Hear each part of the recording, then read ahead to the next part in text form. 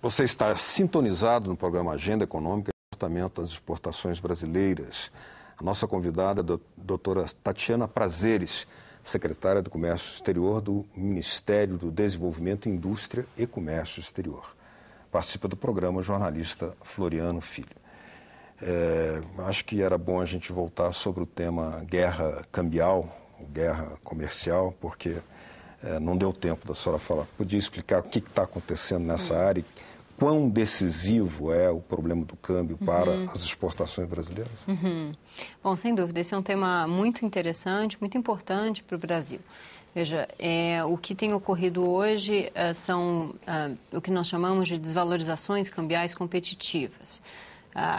Determinados países, eu poderia mencionar, por exemplo, o que fez o Japão recentemente, mas o que tem feito os Estados Unidos nos últimos anos,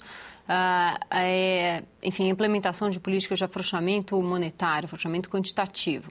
A partir disso, os países conseguem, enfim, desvalorizar suas moedas com vistas a ampliar suas exportações e, ao mesmo tempo, dificultar importações.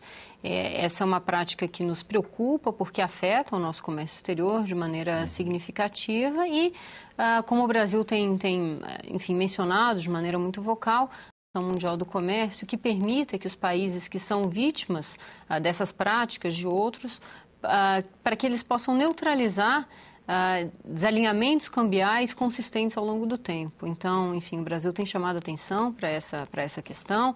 Houve no início alguma relutância, algum ceticismo de alguns membros da OMC. Recentemente, na reunião do G20, enfim, houve um reconhecimento da importância do aspecto do câmbio, não apenas para o comércio, mas para a economia mundial. Então, o Brasil levanta essa bandeira com muita convicção. Se a gente puder exemplificar um pouco disso que a senhora está falando aqui, pegando logo aí os dois pesos pesados no comércio internacional, que são China e Estados Unidos, essas acusações de manter um câmbio artificialmente baixo são constantemente feitas pelos Estados Unidos contra a China. E eu cito esses dois países porque são justamente os dois principais parceiros comerciais do Brasil. Agora, o que é interessante é que quando vai se olhar a pauta de comércio entre China e Estados Unidos, a gente observa que as principais exportações, a primeira principal exportação dos Estados Unidos para a China é soja. Interessante, né? O que mostra que os Estados Unidos são competidores diretos do Brasil. Não só parceiros, mas competidores diretos do Brasil. Esse tipo de análise também é levado em consideração na definição das políticas comerciais brasileiros, porque eu sei que por parte dos Estados Unidos Certamente. E o Brasil? Como é que o Brasil vê a política comercial como parte da sua política industrial, da sua política diplomática, inclusive? Né? Eu gostaria de agregar, na verdade, um exemplo a esse a que o senhor se referiu agora. Frango, por exemplo. O Brasil é um grande exportador de frango, os Estados Unidos também o são. E, recentemente, a China aplicou um direito antidumping sobre as exportações americanas de frango. O Brasil aproveitou essa oportunidade, cresceu sua fatia no mercado chinês e, enfim, ganhou participação exatamente em função dessa barreira que os chineses impuseram contra os norte-americanos. Ou seja, nós competimos com os Estados Unidos em diferentes mercados, competimos com diferentes países em diferentes mercados e nós, enfim, estamos certamente muito atentos a movimentos de outros países, de terceiros países que afetam a nossa competitividade em outros mercados, né? O exemplo da soja é um, o do frango é outro. Isso ocorre em todo o mundo e faz parte das nossas, enfim, da definição da nossa estratégia de inserção nos nossos mercados-chave. A China é um deles, certamente. Doutora Tatiana, mais uma tabelinha aqui para a senhora comentar. A senhora já disse o que teria influído, né, na queda das exportações de 2012, né, sobretudo o ferro e a soja, né? Mas, mesmo assim, na comparação com o ano de 2002, por exemplo, temos hoje exportações que são 303% maiores em valores, 82% maiores em volume e 122% maiores em preço. Esses dados a gente retirou do banco de dados Alice, né? O Alice. Alice. Que comentários a senhora podia fazer sobre essa evolução num período, aí, 10 anos? Né? Bom, nos últimos 10 anos, o comércio exterior do Brasil cresceu muito. Cresceram as exportações, cresceram as importações. No que diz respeito às exportações, eu atribuiria esse crescimento a dois grandes aspectos. O primeiro deles diz respeito à nossa diversificação da pauta exportadora. O Brasil segue exportando produtos básicos, mas pôde, ao longo do tempo, agregar à sua pauta exportadora uma série de produtos industrializados. O senhor acabou de mencionar, nós batemos recorde no ano passado nas exportações de motores e compressores elétricos, né? Então, enfim, produtos como esse ganham importância na nossa pauta e contribuem para esse resultado. O segundo aspecto que eu gostaria de destacar é a diversificação de destino das nossas vendas, né? O Brasil exporta cada vez mais para diferentes países. Países em desenvolvimento ganham importância na nossa pauta exportadora, exatamente porque são países que crescem acima do ritmo, né, do crescimento da economia mundial e geram novas oportunidades para produtos brasileiros. Faço um parênteses para falar de África, né? As exportações brasileiras nos últimos 10 anos cresceram 3 vezes. As exportações para a África cresceram 4 vezes. Com que perfil? O Brasil vende muitos alimentos para a África, mas vende cada vez mais produtos industrializados. E aí, enfim, entramos aqui de novo nessa agenda de produtos como máquinas, equipamentos para construção civil. Enfim, é um mercado que, de novo, cresce acima da média mundial. É um mercado que hoje ainda tem uma renda per capita relativamente baixa, com potencial de crescimento interessante. Há uma série de países com grande abertura, grande simpatia para o Brasil, em relação ao Brasil. É um país, a África reúne países que têm oportunidades, às vezes, para empresas que nunca exportaram, né? Angola, Moçambique, etc. A Apex Brasil, que é a nossa agência de promoção de exportações e investimentos, abriu um centro de negócios em Angola, exatamente para facilitar o ingresso de empresas brasileiras na região. Ou seja, fechando a pergunta, a diversificação de destinos contribuiu para esse aumento. Países em desenvolvimento contribuíram ainda mais para esse resultado. Aliás, cabe no seu raciocínio, assim, e se não tivesse havido essa diversificação, nós teríamos sofrido muito mais com os efeitos da crise, não? Sem dúvida. As exportações para a União Europeia no ano passado, por exemplo, caíram, né? A União Europeia ainda responde por 20% do que o Brasil exporta. Certamente a diversificação de destino das vendas evitou, né, que a queda tivesse sido ainda maior no ano passado. É interessante a senhora ter mencionado a África, porque quem acompanha o noticiário sobre comércio exterior normalmente vê uma média de a respeito da África. Já o mesmo não tem acontecido aqui com nossa própria região, a América do Sul, sobretudo por conta desses problemas que nós temos enfrentado com relação à Argentina, que é natural, também é um grande parceiro aqui do Brasil e é natural que problemas ocorram. Mas a senhora diria que a nossa estratégia aqui para a nossa própria região está um pouco aquém do que poderia ser? Não deveria ser um pouco mais proativa e sair um pouco também só desse noticiário negativo que normalmente a gente vê com a Argentina e buscar mais contato com países que têm crescido aí a percentuais altos, é o caso do Peru, da Colômbia, Paraguai até, Paraguai já está aqui no Mercosul, é outra situação, mas enfim, Venezuela, Equador, países que vêm crescendo aí a percentuais bastante interessantes e também ultimamente não tem sido difícil crescer mais do que o Brasil, né? Porque o Brasil, infelizmente, a economia não tem crescido tanto quanto nós gostaríamos. A estratégia para a América do Sul, sobretudo levando em conta que é a região que importa em grande volume os nossos manufaturados com maior valor agregado, né? Exatamente. Eu diria que apesar do noticiário talvez estar focado no aspecto negativo da nossa relação comercial com os vizinhos, há uma série de questões positivas que precisam, enfim, ser levadas em conta, não é? Ou seja, a contextualização da nossa relação com a região é importante.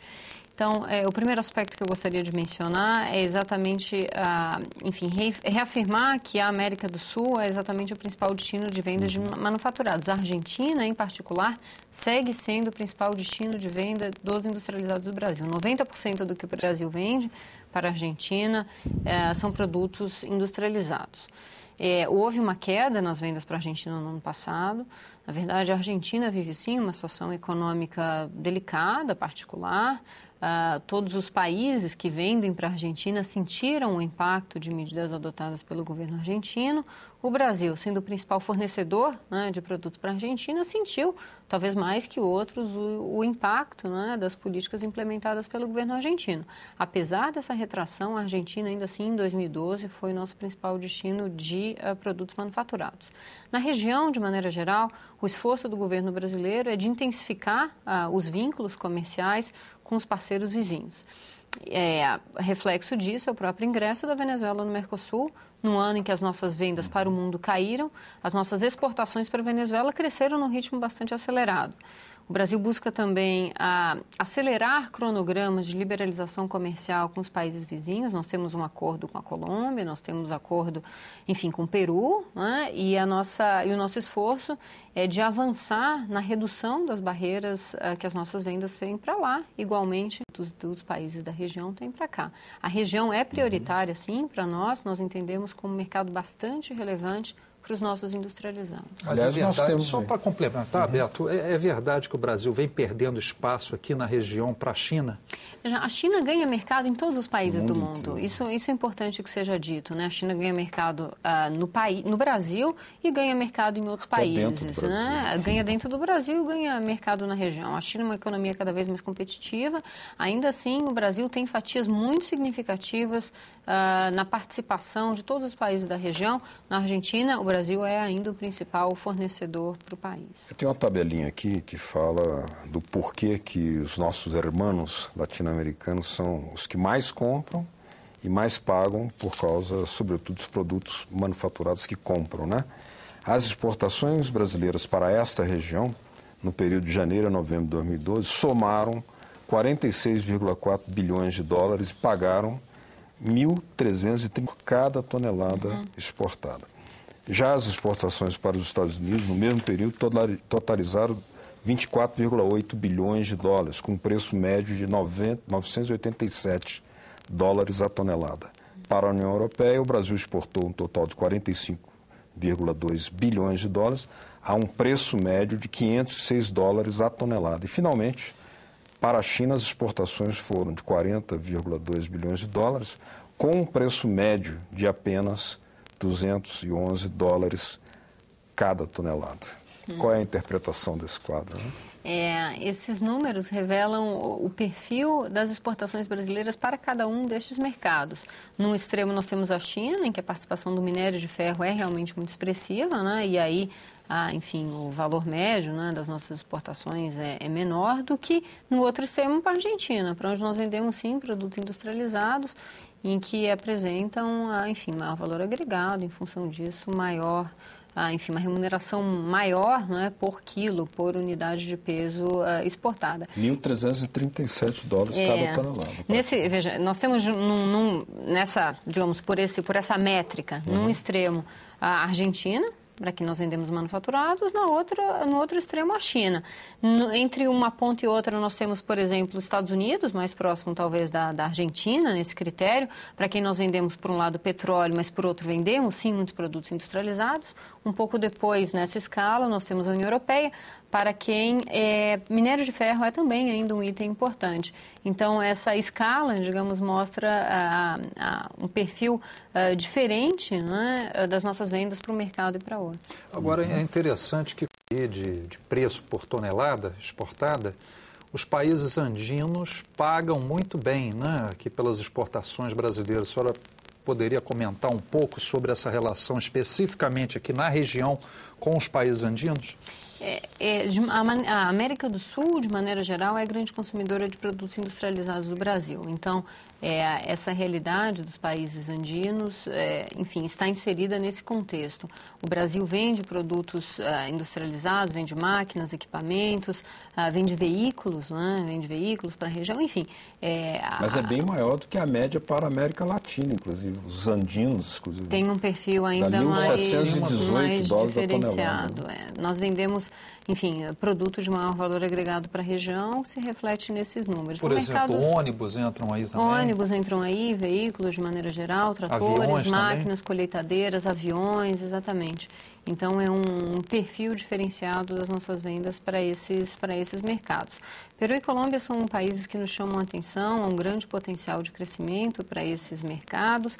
Chile é um país que já zerou suas tarifas de importação. Então, na verdade, o esforço com o Chile não é mais de redução de imposto, né? O esforço com o Chile é de promoção comercial, é um esforço de investimento, exportação associada a investimentos no país, a utilização do país como plataforma, inclusive para o mercado asiático.